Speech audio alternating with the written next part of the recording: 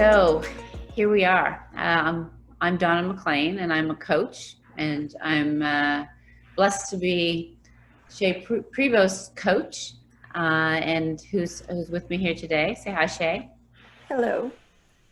And Shea and I have been working together for a number of years, and we've been having a lot of conversations lately that aren't different in terms of the topic than a lot of you, and talking about what's happening in our world and the awakening of what is the reality of racism. And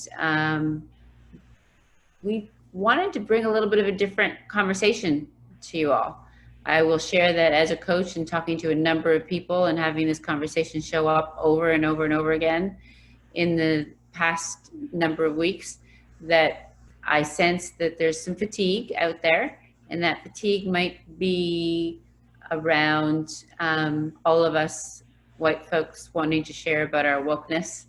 And yet I think the real hunger out there is to hear from people like Shea, um, who has a lot to share about her own story with this, and that it also happens to align a lot with her purpose. So I'm going to turn this over to Shea to talk a little bit about herself before we jump in.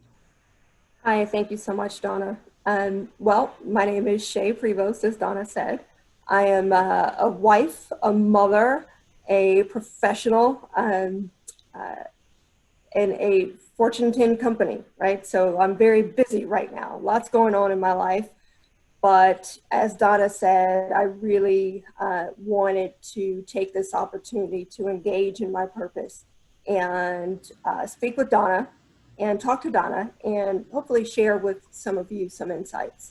Well, let's just jump in, and we'll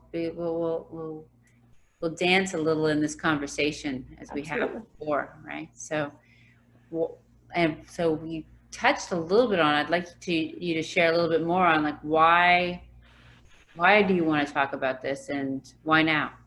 Right. So Donna, I really felt compelled to talk about the subject of racism and racial inequality or injustice very strongly, and that's for a couple of reasons. I think I have a unique perspective where I sit. My experiences, my family, my experience growing up, I think I can provide some context and insight that, you know, not, I'm certain some people have, but not a lot of people have, and maybe a lot of people haven't been speaking up yet from that standpoint. And really looking to use my insight to help people meaningfully engage in this movement, for lack of a better word. As you said, I think there's some fatigue around the conversation. Some people may be stuck in I'm not sure what to do. I'm not sure how to engage further. So my desire again, and as you said, was to use my perspective, that perspective including, I'm married to a white Republican male from Texas. Both of my parents are Black and conservative Trump voting Floridians. And, I have friends across the political spectrum. Again, I've lived in varying places. I've been involved with and privy to multiple cultures and lifestyles and attitudes. And, again, I think I can hopefully bring some perspective that might be new for some folks engaging in this conversation. And, I think my natural disposition in life and knowing my personality type, I'm very empathetic to multiple sides of things and try my best to have an understanding of all those perspectives and make sure to walk a mile in someone else's shoes. And again, I'm hoping I can fulfill my purpose and help bridge that gap and help connect dots, and do that through, experiences and stories that I have to share with you and with those that are watching. Well, what I love that you highlighted about yourself right there is that it is very unique for somebody to literally walk the world with both perspectives and holding, and even more than two often, right? Holding multiple perspectives on something. And I think some people that first meet you might think, whose side is she on? You'll never know. And that's the thing, right? Most of us spend our journey trying to force ourselves to see the opposite side of our story, whereas that's innate for you. And I love that you bring that into this. And just even what you described about all of what it is that is in your reality, in your world, it makes me so curious to know and to talk here even more deeply about how has all that shaped your point of view on racism? Right. What is your point of view on that? Right. Well, I'm sure I have a strong point of view, as do many others. But I think like any person of color, or Black person more specifically, can attest to. I've had several run-ins with overt racism, as well as some more instances of a subdued type of low-key racism or bigotry or stereotypes, right? It's a very common experience. The very first instance I can remember, and this is one I've shared with colleagues, being a mother and trying to figure out how to have conversations about this topic with my small children. Telling this story has I hope provided some good insight. I recall my very first instance of racism happening in kindergarten. I lived in Austin, Texas at that time. Texas is fairly, Texas.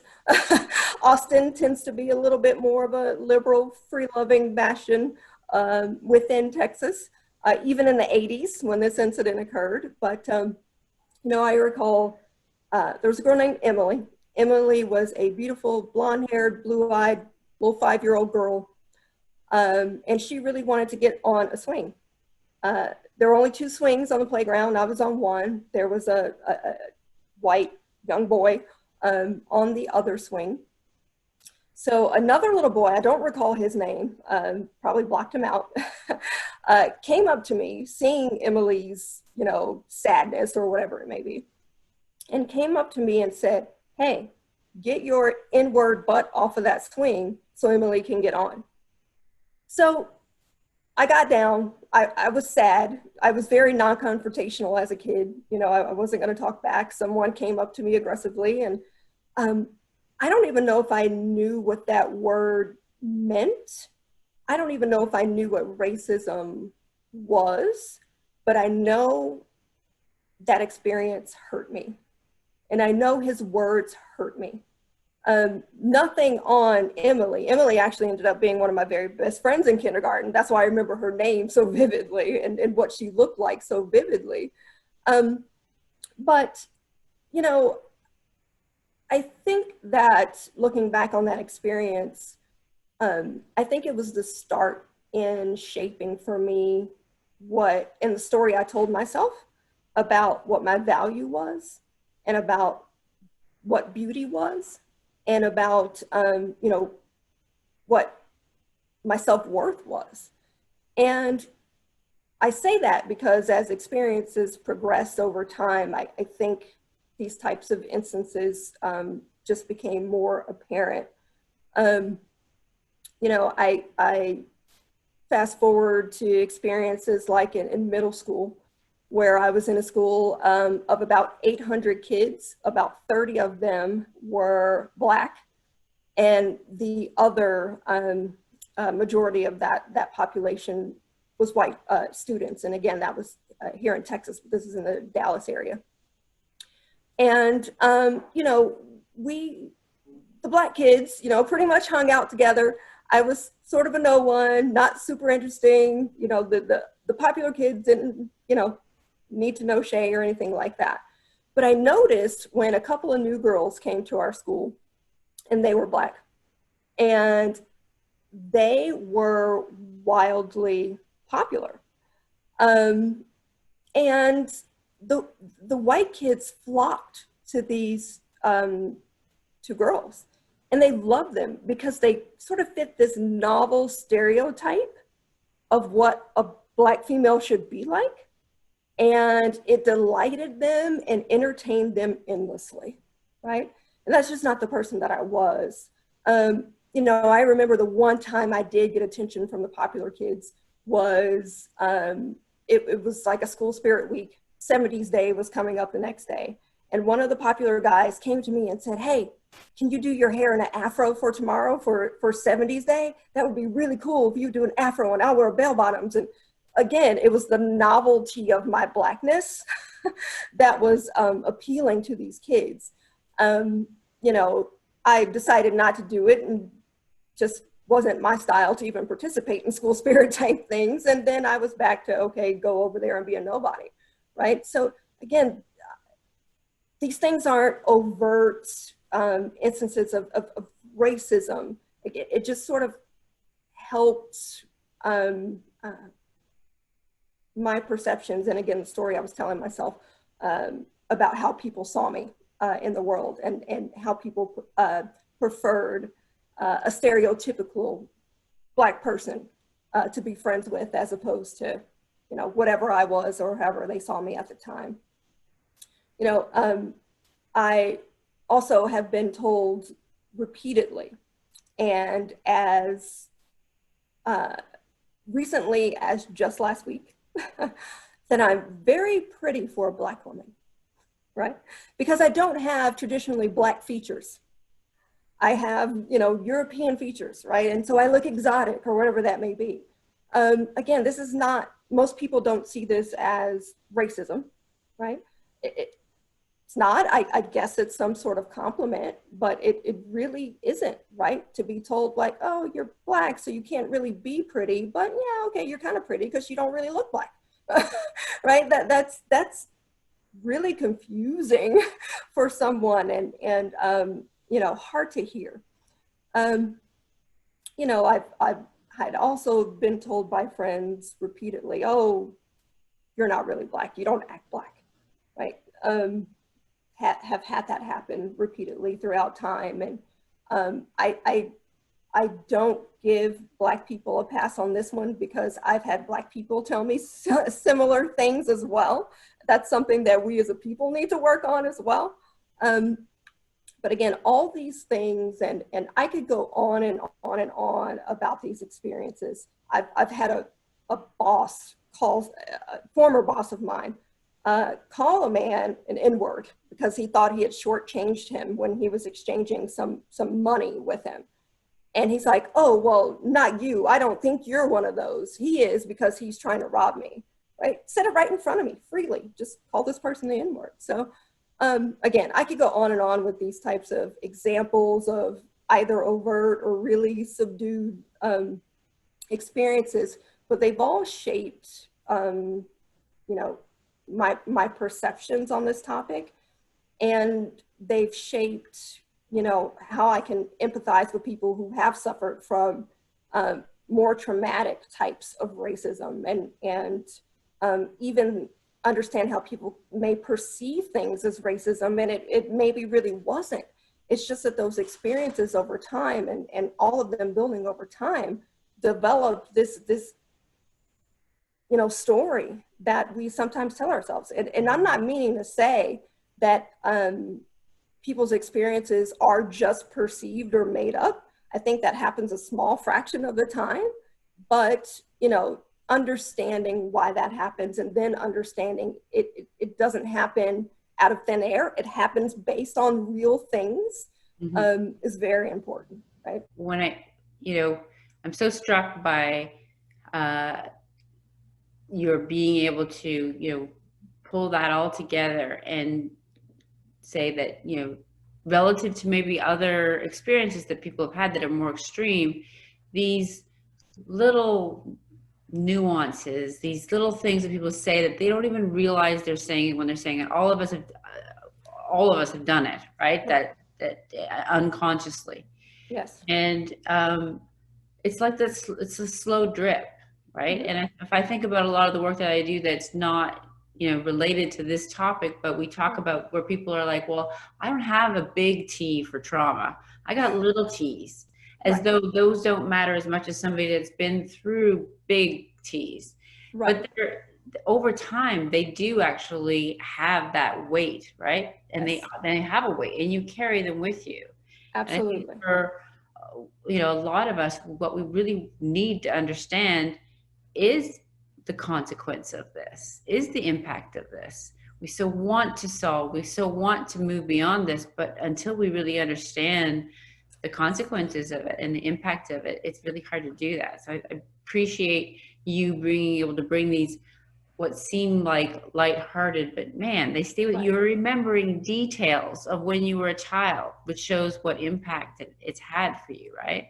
And I get so curious then to even fast forward to now, because you shared how unique your current environment is. Here you've got an interracial marriage, as do I, and so we relate that way, but I'm on the other end of it, right? And so I'm very curious to hear from you what that's like for you, especially because your environment's different too, politically, everything. Like you're living in a very unique environment. So what's that been like the last few months for you guys to navigate this conversation being such a big thing? Right. Well, it's certainly been an interesting last couple of months, and the family dynamics been tough, but also really cool to an extent to be able to have these conversations. And I'll share a couple of the most impactful for me, and hopefully impactful for those I was having the conversations with. My mother-in-law was in town recently, visiting us and our two little children, and she often comes with loads of random food and groceries, right? Just being a motherly person that she is, that she loves through food. And as I saw her kind of unpacking the food, one of the things I saw was she took out this bottle of Aunt Jemima syrup and puts it in my pantry, and I just look at it and I thought, well, okay, well, that's random. I asked her why she brought a bottle of Aunt Jemima syrup for a couple of reasons. It's not really the brand we use. We don't ever lack syrup. There wasn't anything in particular she was making with syrup, right? And I just thought the timing was kind of odd. It turned out to be relatively harmless. Her daughter bought it by accident, wanted the light kind. She knew that we eat syrup that isn't light, so she brought it to us just to have an extra one.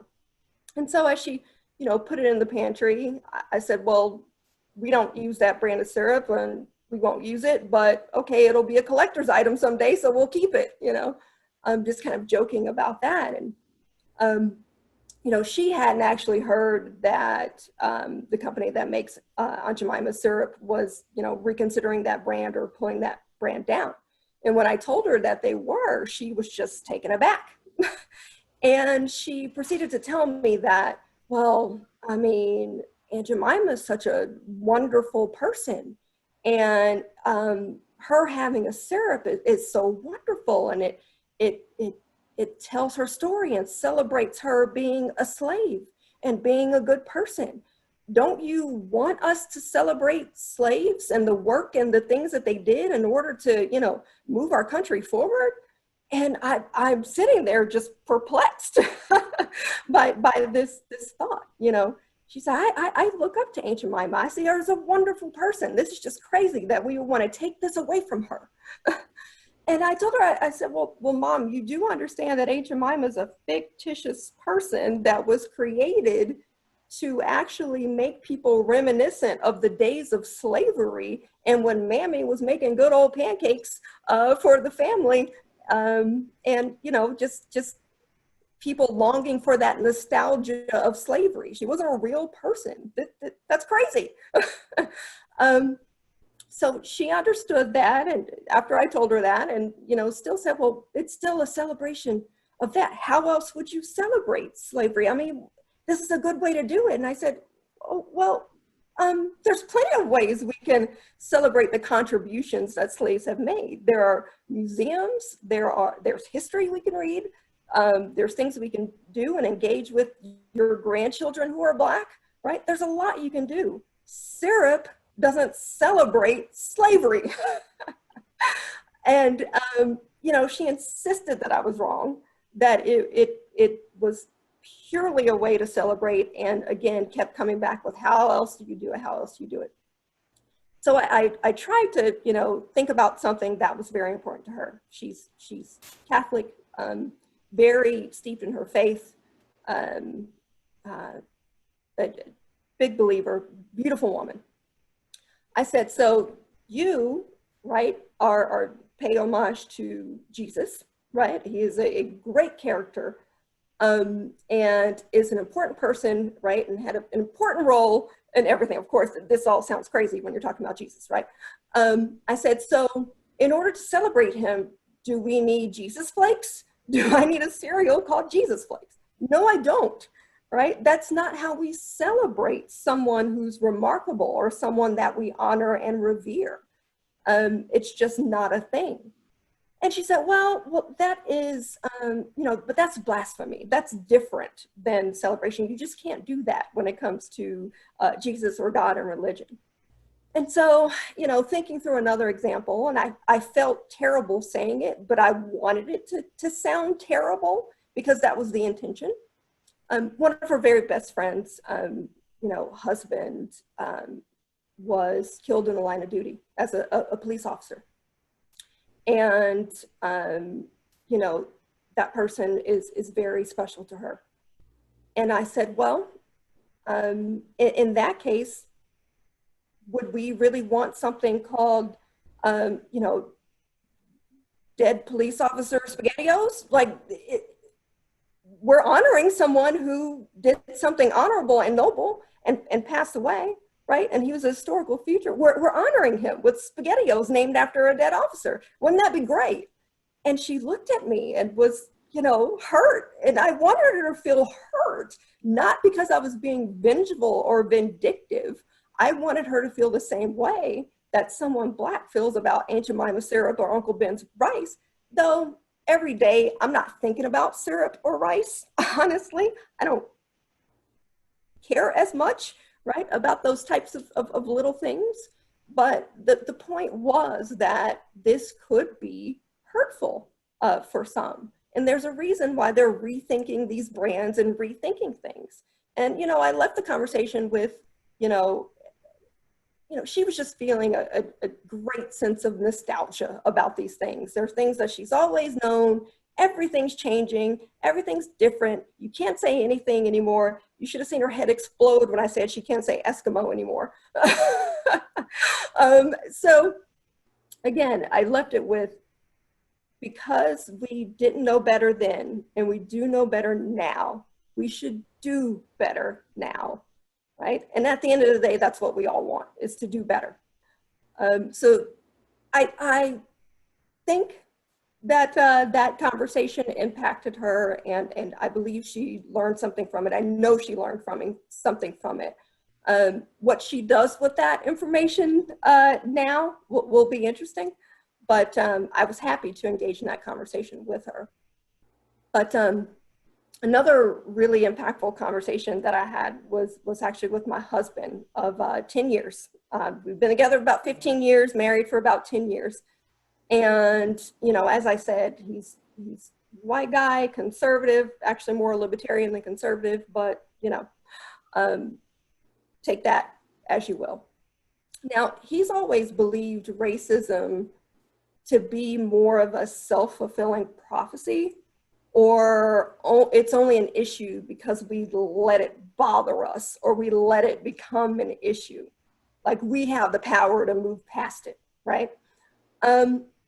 He also didn't really buy into the issue of systemic racism as well, believing that, you know, anyone could just pull themselves up by their bootstraps and advance and succeed in the world, and really felt that most of the inequality experienced by Black people was just a circumstance of socioeconomics, or of, their economic state, rather than it being race related. You know, there's a lot of people that feel that way.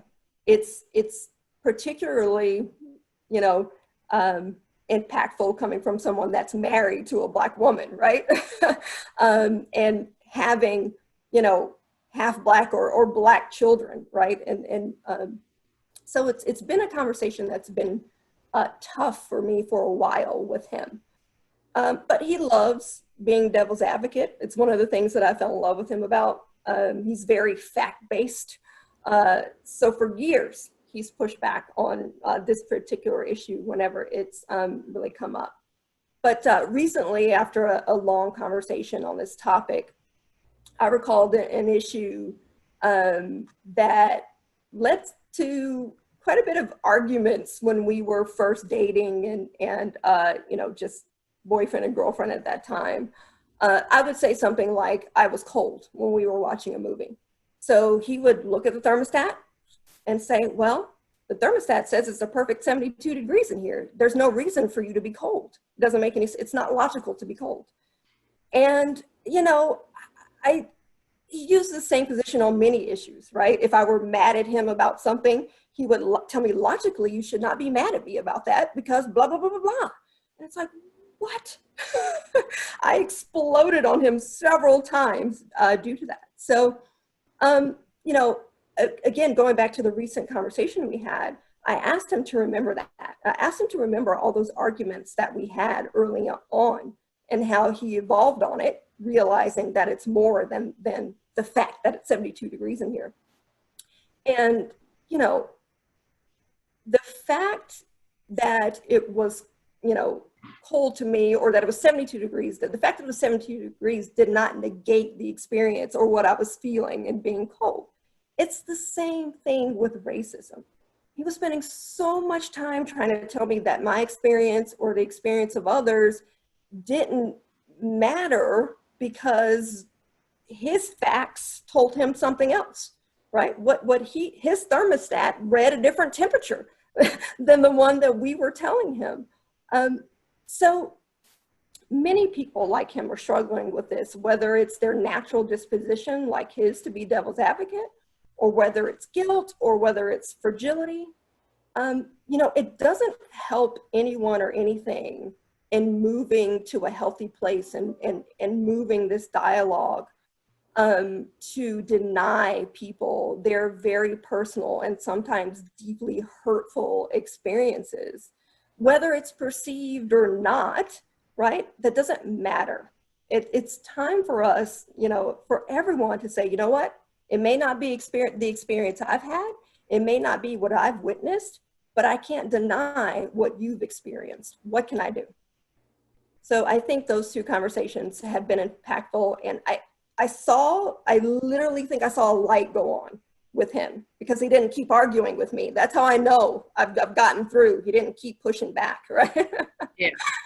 So, and he said, yeah, I see what you're saying, right? So I honestly think if more people could have that empathy and just that more human connection to people and their experiences, we can kind of keep this moving forward in a healthy way. Agreed.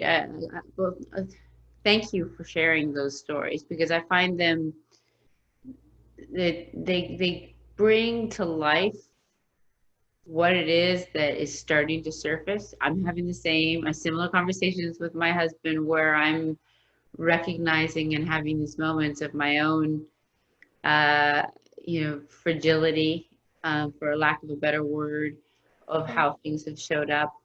And for me, and how I've showed up in some of our conversations in the past about conversations of racism. And I always wanted to, how is that different than sexism? It's just, and again, that comes from a place of wanting to protect your stories versus someone else. And it's a lot of what's happening right now is provoking us to hear and see. What we do need is stories like your own to help it land, more than just to know, oh yes, I get it. a lot of these facts we're getting on them make sense, but the stories you share really bring that to life. And you said in the beginning, like the the maybe we can call this a movement, and we all hope for that, because even if there is a lot happening in this conversation that might feel like too much in some places and not enough in other places. I even used the word like a big thing right now when I brought the last question to you, saying like it's a big thing. We don't want it to be a big thing, right? We'd want it to have a much more impactful uh, outcome than we've seen in the past, because my husband Charles has been he said many times that this isn't the first time this conversation has been stirred in this kind of a way. But what is different is how we are actually bringing this forward. So I would love to hear from you what you would imagine and what you would long for, because what we're missing is that vision, right? What does it look like, if not to then be having this conversation again the next time something happens that we have to witness on recording? What instead would look different 10 years from now for us to have a different experience? Yeah, Dawna, that's a great question. And, you know, I've said that, you know, the topic of racism and racial injustice seems like, and tackling it and solving it seems like something that everyone in the world should be on board with, right? Except for overt racist, right? But most of us, that should be something that we'd all want to be a part of. But we really haven't been able to do that. There's still many people that can't embrace this conversation or embrace this topic at all. And to your point, it's, I think for a couple of different reasons, but as you pointed out, that sort of understanding the vision of the future is what's key to moving the conversation forward. You know, going back on my professional experience, I am certified in change management. And when I think about this topic, I think about why people are change averse sometimes. And I think about, you know, if I were trying to institute some major change in my role or at my organization, you know, I make sure to follow a very specific process for change, right? And I think that's, you know, if I apply that lens to what we're talking about here, and if I could apply that change management methodology to this particular topic, you know, to your point, that vision or the desire of the future state is where I think we need to, you know, work on that and get some alignment. I hear a lot of, you know, we'll just say white people say that their vision of the future is to live in a colorblind world where no one sees color and everyone is just treated equally and we're all just colorblind and it doesn't matter. And, you know, I would say for most people of color, we don't see that as the future state. That's not what we desire to be the future state, right? If I think to what I specifically would want, I don't want to live in a colorblind world. I want to live in a world that's color loving, color accepting. I want to see every single beautiful color, culture, ethnicity, experience, history represented in those around me.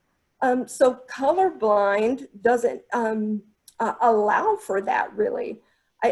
I feel like colorblind allows people to ignore the real issues and gives people a pass on being uncomfortable. If we're just colorblind, we can just go back to the way things were. We just don't talk about it because it doesn't matter. Like color doesn't matter, so we don't have to talk about it and we don't have to engage in this conversation.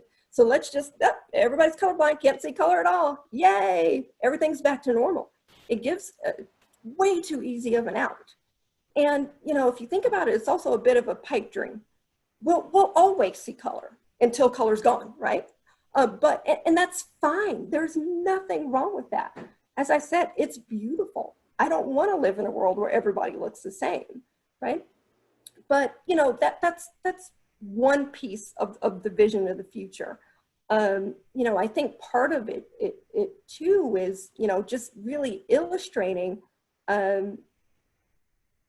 what the world looks like from the standpoint of, you know, Black people's engagement with police, Black people's engagement in the professional environment, our engagement in communities.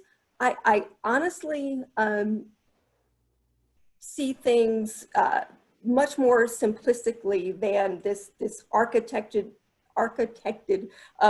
vision of a complete happy utopia when it comes to race, right? That is something that's going to be hard to get to, and a lot of work needs to be done between now and then. But at the end of the day, and I know it sounds fluffy, it's just all about acceptance. It's all about an equal playing field. It's all about leveling, you know, our experiences and things in life. One of the things that I watched a debate about last night was this conversation about Black on Black crime. And someone posed a question: when it comes to crime with white people, let's say a white man commits a crime against another white man, when do we ever see that person's color or race being the catalyst for that crime? We don't, right? But for some reason, it's totally acceptable to say, well, Black on Black crime is a thing. You should be more worried about that than you are about police brutality. And it's really strange, but part of my vision of the future is not having to hear those words anymore. I don't want to hear Black on Black crime anymore. It's a bit of a fallacy, right? I live in a suburb of Dallas, McKinney, Texas. If Black on Black crime were a thing, right, there'd be people in McKinney just because, oh, you're a Black person, I'm gonna shoot you, right? That's not what is happening there, right? That's drug crime, it's inner city crime, it's completely something completely different. But we tend to blame a whole crime or pin it to a whole race of people. So in the future, in the vision that I see, we don't do that. We blame crime on criminals, regardless of their color. We blame school shootings on the guy and the person who did it, not all young white males, because they're the ones that more than often perpetuate it. So in the future, you know, that's what I want to see. It's all very simple things. And I don't think anyone's asking to, oh, well, we want to run everything and, you know, be better than everyone else and be treated way better than everyone else. No one's asking for that. We're asking for some very simple things. And again, envisioning a future where we're not penalized or looked at negatively because of our culture or the color of our skin. Yeah.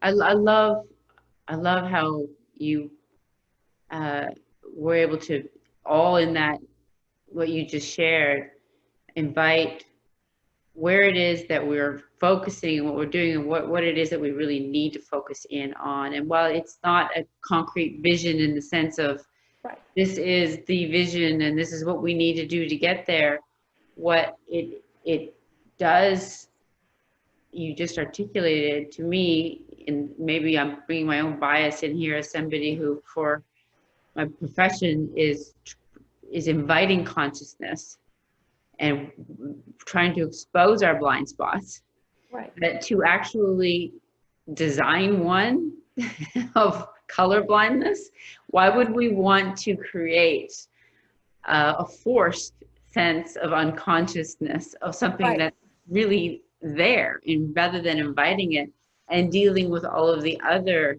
blind spots that have us actually locked down in some really systemic false beliefs and right, mistruths that we have, stories that we're really affected by and not conscious that we are. I think the one that has hit me literally like a truck, if you will, is learning that our maps are racist, and that they are actually drawn in a way that makes white populated areas bigger than Black ones, and that was at some period intentionally done. Right. But now we're all just living with that as our normal, not even knowing that that's underneath it.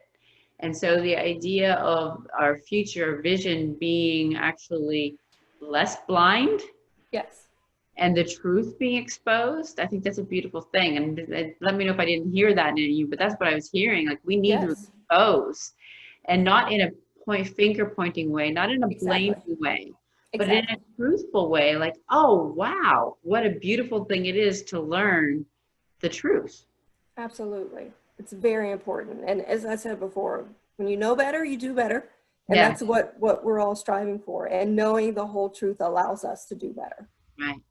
Yeah. Well, I would love to, see you continue this conversation. How and in what ways might people be able to continue to learn from you and hear more, because you have so much more to share. I do. I do. What do you envision that to be? I know you're in the midst of it, but what could you foresee that looking like? I think that, I talked a bit about in the beginning that my experience is unique, and I am certainly open to anyone that I know reaching out and extending this dialogue. Again, I think it's fantastic to have it. I don't want people to feel like they're burdening me by asking me to engage in these conversations. Though, we all hear the narrative that, oh, well, Black people can't teach everyone, and we can't be representative of the whole population of Black people, right? We can only talk about our experiences, and I'm happy to do that. And I think it's great if people want to learn and share, and should never be afraid of asking friends, colleagues, loved ones to engage in that conversation. And, I've had several people ask me, well, what can I do? I don't know what to do.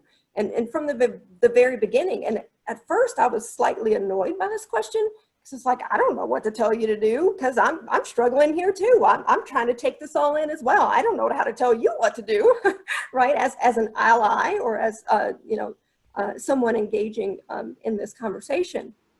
And, I thought about it, and, I've been simply replying to people with the fact that it's time for them to get uncomfortable, and not only with themselves, but with others who might be sharing a perspective or an experience that isn't accurate or isn't kosher. We all have crazy Uncle Bob or whoever that says crazy racist things at the, family reunion or whatever, and we just let it go, and we just say, oh, well, that's just Uncle Bob. He's just a racist. And he's always been one, right? Now it's time to call out Uncle Bob. Uncle Bob, that's what I see allies doing in true partnership during this conversation, because it's not going to evolve if we don't start in our homes and in our personal spaces and in our bubbles. We can't change the world without changing ourselves and changing those around us. So that's how I really ask people to engage in this very important conversation. You don't have to go to a march every other day. You don't have to give all your money to any sort of organization. It's really just about, looking within yourself, reading, engaging, doing what you can do, and calling people out on their BS when necessary. That's really how we continue to move this forward and get to that desired future state, whatever it may be. Love it. And we are going to provide contact information for you as part of the stuff. And so we'll make sure people have a way of connecting with you to keep this conversation going. Yes, I would love that. Yes. Thank you so much, Shea. We all benefit from what it is that you bring so authentically and so beautifully to share with us, and all your stories and whatnot. So thank you very much. Thank you, Dawna. I do appreciate it.